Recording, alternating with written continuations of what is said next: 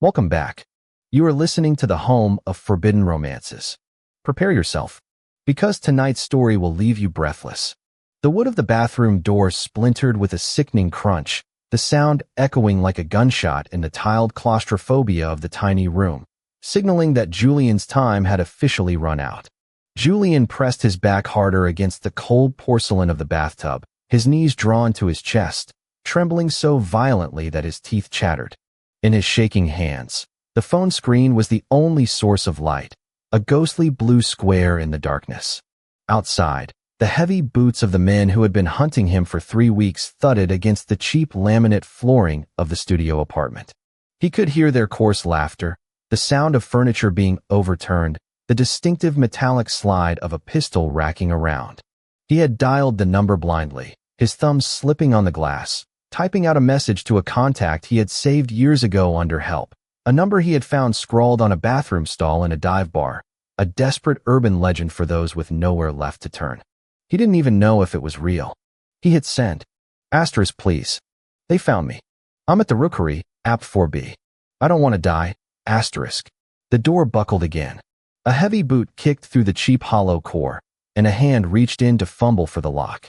Julian squeezed his eyes shut, tears leaking out to mix with the grime on his cheeks. Buzz. The phone vibrated against his palm. Julian's eyes flew open. It was impossible. It was 3 a.m. No one answered prayers in this city. He looked down. A reply. I'm on my way. Before Julian could process the impossibility of the text, the bathroom door was kicked off its hinges. It crashed to the floor, revealing the silhouette of a man who was not a savior, but a nightmare. Found you, little Omega, the man sneered, the hallway light casting his jagged shadow over Julian. It was Marcus, the enforcer for the Vipers, the man who had promised to break Julian's legs if he didn't pay his father's gambling debts. Julian scrambled backward, pressing into the corner of the tub, brandishing the phone as if it were a weapon. Stay back. Marcus laughed, a wet, ugly sound. He stepped into the bathroom, crowding the space. Or what? You gonna call the police? In this neighborhood? He reached down, grabbing a fistful of Julian's silver hair, yanking him up. Julian screamed, a raw, ragged sound, as he was dragged out of the tub and thrown onto the wet floor. Please, Julian begged, his voice cracking. I just need more time. Time's up, pretty boy, Marcus growled, unbuckling his belt. The other 2 goons in the living room laughed. The boss wants his money, but since you don't have it, he said I could take the interest out of your hide. Julian squeezed his eyes shut, waiting for the first blow. He heard the click of the front door unlocking. Not kicked in. Not forced. Just unlocked. The laughter in the living room stopped abruptly. A silence, heavier than the grave, descended on the apartment.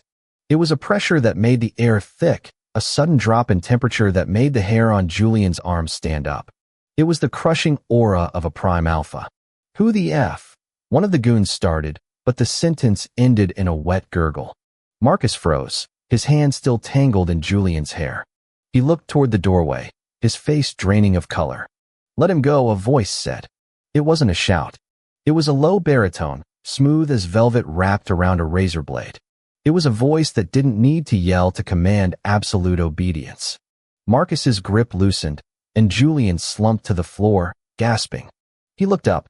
Standing in the entryway of the sordid apartment was a man who looked like he had walked out of a high-fashion magazine and straight into hell.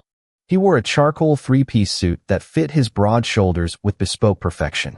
A long black overcoat draped over his frame like a cape. His hair was midnight black, slicked back, revealing a face of sharp, aristocratic angles and eyes that glowed with a predatory, crimson hue in the dim light. He held a suppressed pistol in one hand, pointed casually at the floor. Behind him, the 2 other goons lay in crumpled heaps, blood pooling rapidly on the linoleum. Who are you? Marcus stammered, backing away, his bravado evaporating instantly. The stranger stepped over the bodies, his polished dress, shoes not making a sound. You're in my city, breaking my doors, touching things that don't belong to you. He raised the gun. The motion was fluid, lazy even. I'm the one who replied, the stranger said. Fut. A single shot. Marcus dropped like a stone, a hole in the center of his forehead. Julian flinched, curling into a ball, waiting for the man to turn the gun on him. He heard the footsteps approach, slow and deliberate. The scent hit him then, not the smell of gunpowder or blood, but something rich and intoxicating. Sandalwood, rain, and cold steel. The scent of an alpha so powerful it made Julian's omega instinct scream in submission. A leather-gloved hand reached down. Julian flinched away, whimpering. "Easy," the voice rumbled, closer now. The tone had shifted. The lethal edge was sheathed, replaced by a dark curiosity. "I don't kill stray cats." Julian looked up, his tear-filled teal eyes meeting the crimson gaze of the stranger. The man was terrifyingly beautiful. He holstered the gun and extended his hand again. "Get up, Julian." Julian's breath hitched. How? How do you know my name?" The man's lips curled into a smirk that didn't quite reach his eyes. "My name is Cassian Thorne, and you just texted my private line." The ride across the city was a blur of neon lights and terrifying silence. Julian sat in the passenger seat of a sleek, black sports car that cost more than the entire building he had lived in.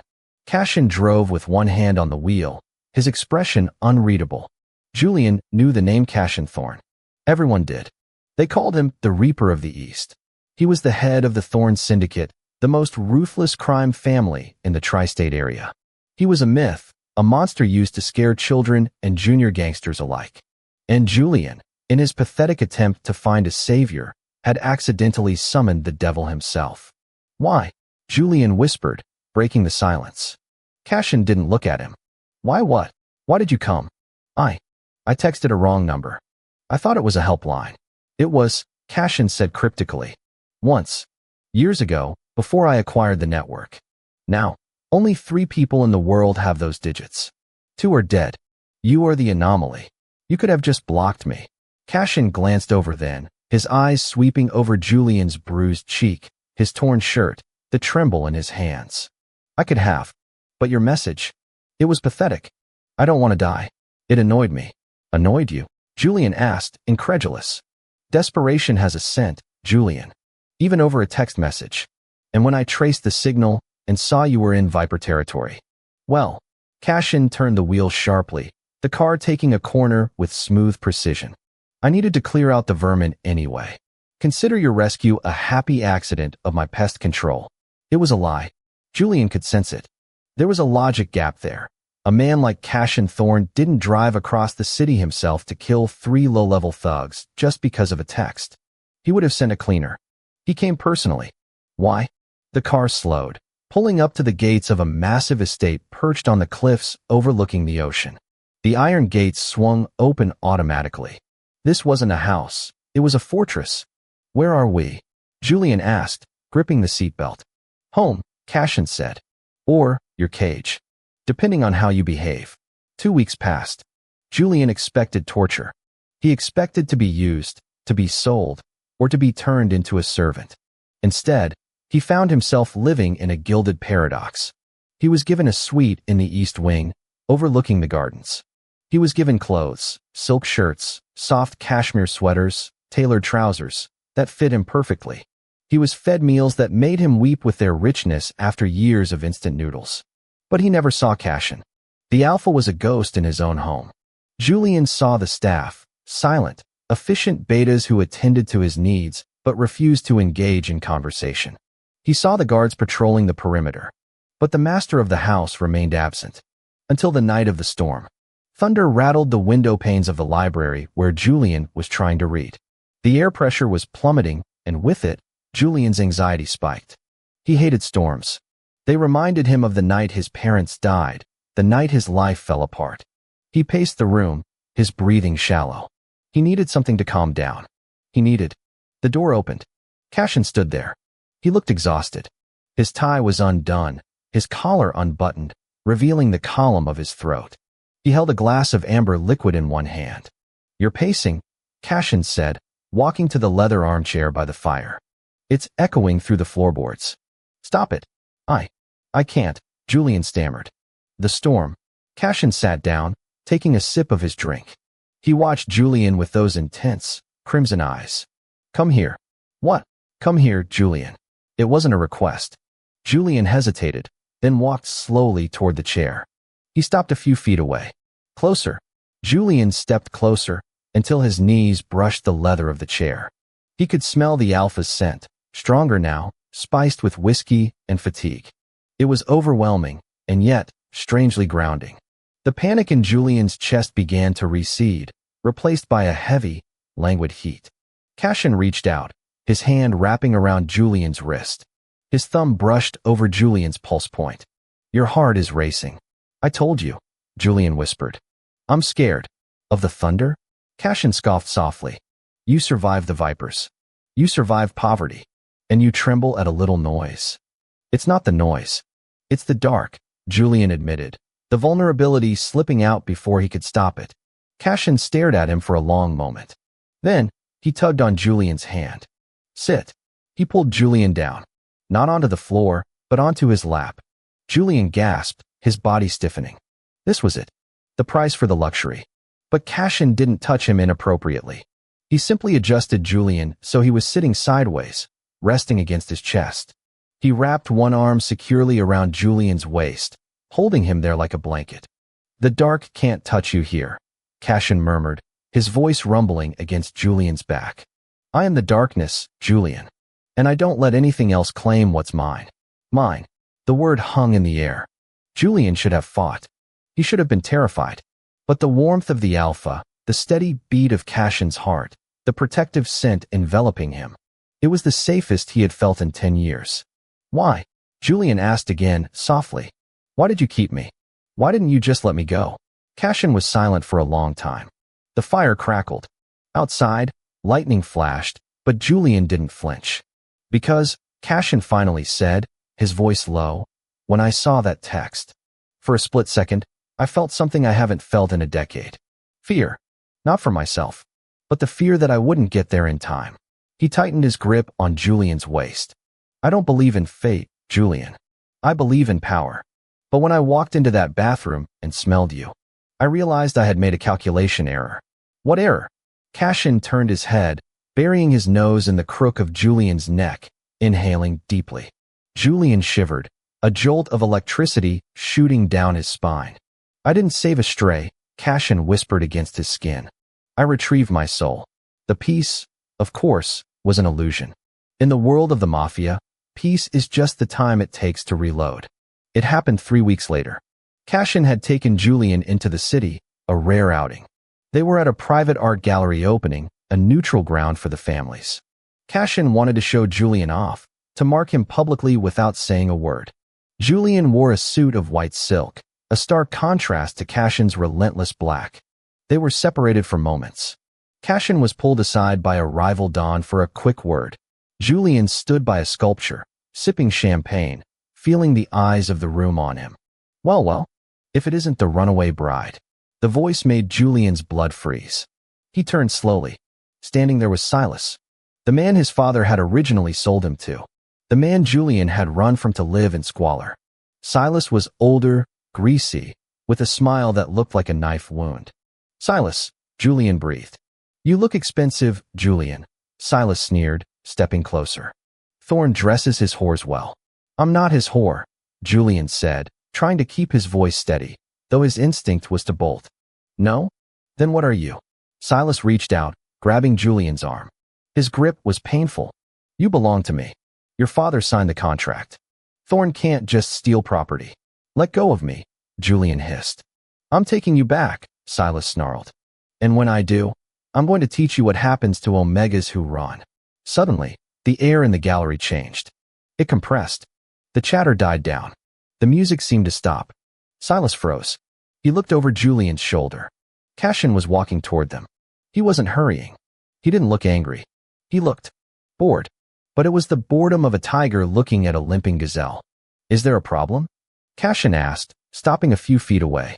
"This is my property, Thorn," Silas spat, though he released Julian's arm. "I have the papers. His father sold him to me to cover a debt." Cashin looked at Julian. "Is this true?" Julian nodded, shame burning his face. "Yes."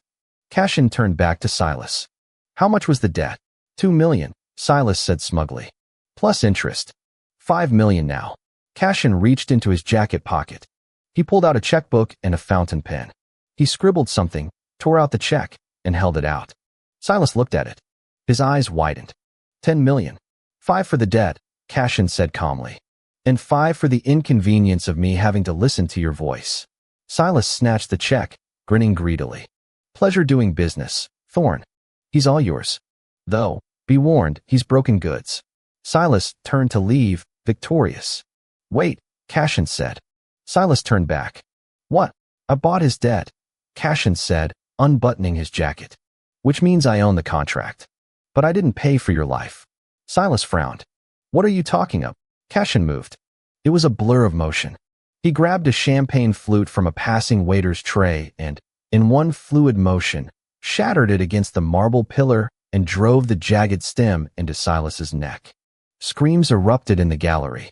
Silas gurgled, clutching his throat, blood spraying over Julian's white suit.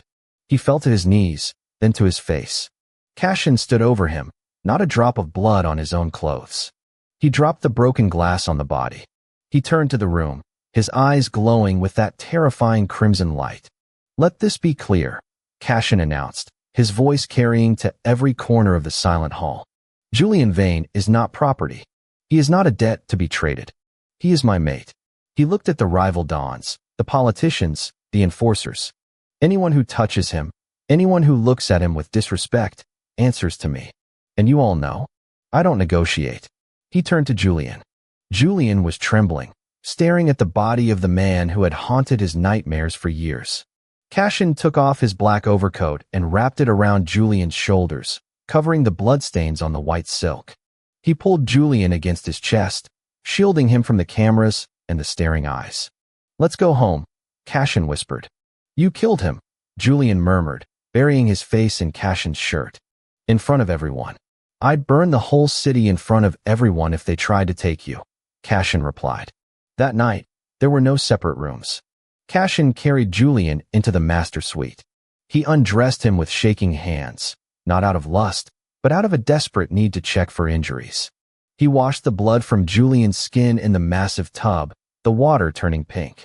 When they lay in the bed, the sheets cool against their skin, the dynamic shifted. Julian straddled Cashin's lap, looking down at the man who was both a monster and a savior. You spent $10 million and killed a man tonight, Julian said softly. Money is paper. Men are dust, Cashin replied, his hands resting on Julian's hips. You are the only thing that is real. I have nothing to give you, Julian whispered. I have no money. I have no status. I'm just. You are the only person who ever called out for help and expected me to be the answer. Cashin interrupted. Do you know how lonely it is at the top, Julian? Everyone wants my power. Everyone fears my anger. You just wanted to be safe. Cashin pulled Julian down, their foreheads touching. I will never be a good man, Julian. I am a killer. I am a criminal. But I will be your monster. I will tear the world apart to keep you warm. Julian closed the distance, pressing his lips to Cashin's. It was a kiss of surrender, of acceptance. It tasted of danger and salvation. As Cashin's arms wrapped around him, crushing him against his chest, Julian realized the truth. He hadn't texted a wrong number. He hadn't texted the void. The universe had connected him to the only person strong enough to handle his chaos. I love you, Julian breathed against Cashin's lips. Cashin growled, a low, possessive sound, and flipped them over, pinning Julian to the mattress. I know, Cashin replied, his eyes burning with intensity. Now, let me show you that I'm never leaving. And that is how the viper tamed the wolf, not with chains, but with a promise kept in blood. If you enjoyed seeing the king of the underworld burn the world for his lover, destroy that like button. And tell me in the comments, would you forgive a man who killed for you? Or is that a red flag you couldn't ignore? I'll be reading your answers. Subscribe for the next chapter. Until then, prompt image. Prompt. Masterpiece, best quality, high-res, 1.2. Korean manhwa style, semi-realistic, digital art. 2 men, BL, Yaoi, man 1. Cashin, tall alpha, black slicked back hair, crimson glowing eyes, sharp jawline, wearing unbuttoned charcoal suit shirt, sleeves rolled up, possessive expression, holding man 2 close. Man 2. Julian, silver hair, teal eyes, delicate features. Wearing oversized black suit jacket over white silk shirt, blood splatter on shirt. Looking up at man one with trust and fear. Background is a high-end art gallery, blurred crowd in shock, shattered glass on floor, dramatic lighting, cinematic composition, sharp focus, intense atmosphere.